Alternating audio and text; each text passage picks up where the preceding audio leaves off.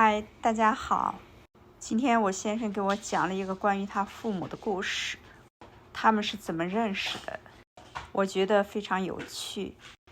他从一个侧面反映了当时美国的社会背景，以及第二次世界大战以后的人文环境，所以我录制了下来和大家一起分享。My father was born in 1926, and so, excuse me, right at the end of World War II, he was of age to join the military. And he really did not like his little farming town in northwestern Connecticut. He really wanted to get out. But his family was quite poor, and the only way he could think of to get out of that life and out of that town was to join the army. Now, the war was really already done by the time he joined the army. And so he actually got to travel, and he went to Japan, and he was there for quite a while. And then when he got out of the army, he used his veterans benefits to go to college. You know, back then, if you served your full term in the military, you got basically free tuition at almost any of the public colleges, and a good chunk of tuition toward even private colleges. So at the end of World War II, we suddenly went from only about 10% or less of Americans ever going to college to something like between 30 and 50% of Americans suddenly going to college. Wow. So it was a big jump. And as a result, colleges were opening new programs, and they were getting lots of money from all of these veterans suddenly wanting to go to college. It was a great time for education, college education in this country, because of all the new students and therefore all the new funding. The colleges were doing more and more, and it was really a very good time for that. Yeah.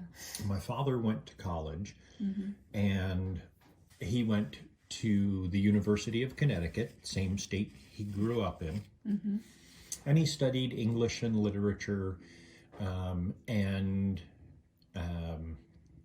some acting, and he applied to the master's degree program at that same university, University of Connecticut, for English literature.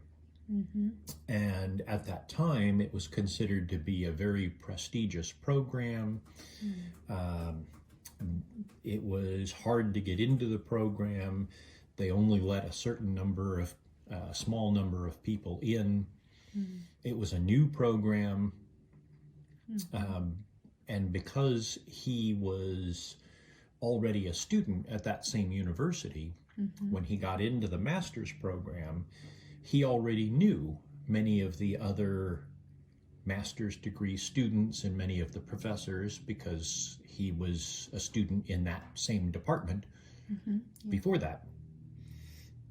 Well, the first day of the program, he was sitting in class talking with people who'd been his friends for years and meeting some of the new people. And in walked this woman who stood very, very tall, very straight back, very careful walk, and she didn't look at anyone. Wow. And she walked over to an empty desk, and she sat down, didn't say hello to anyone, just looked straight ahead at the professor.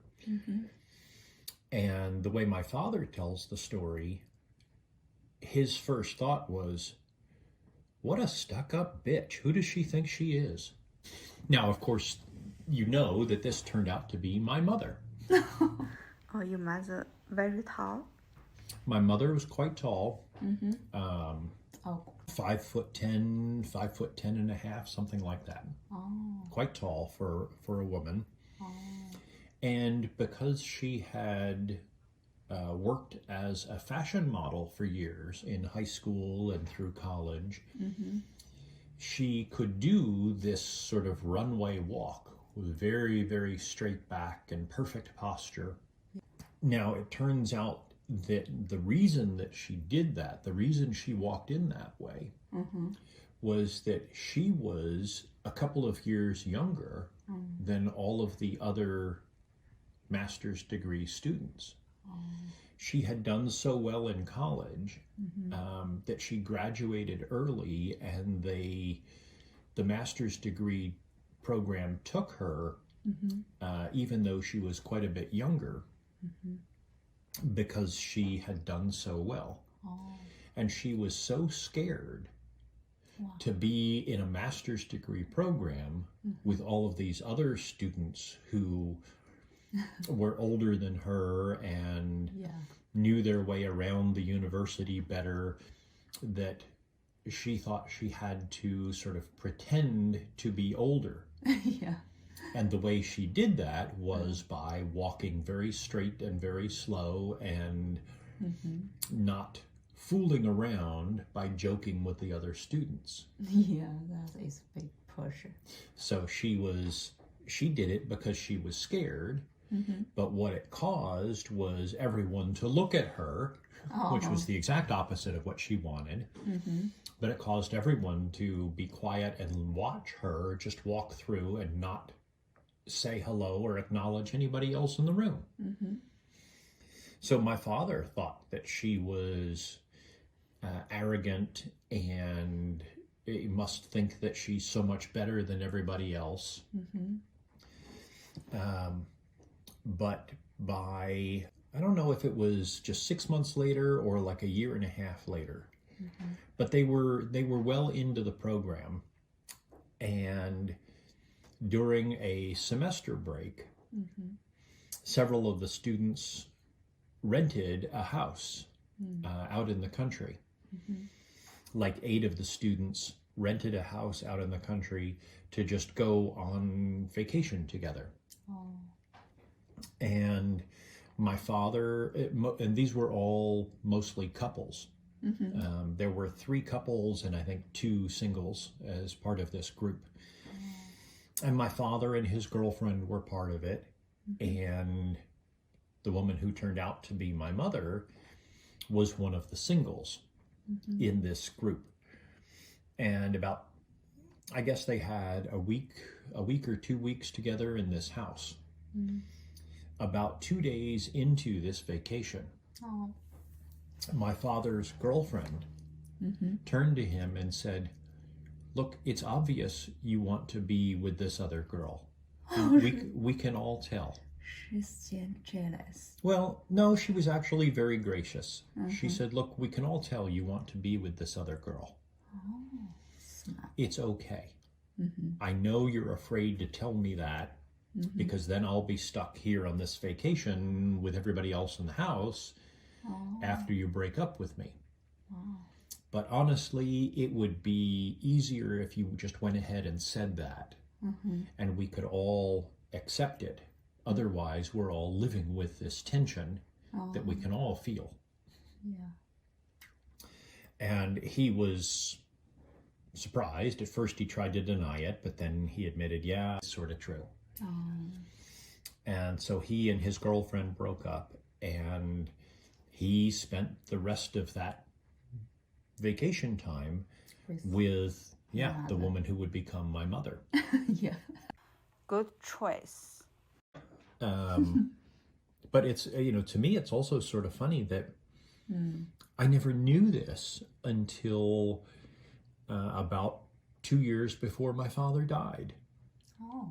As I think back, I think it's strange that we never knew this story. And as I look back and wonder, well, why did I never know this story? I knew that they met in college. I knew that they met during the master's degree program.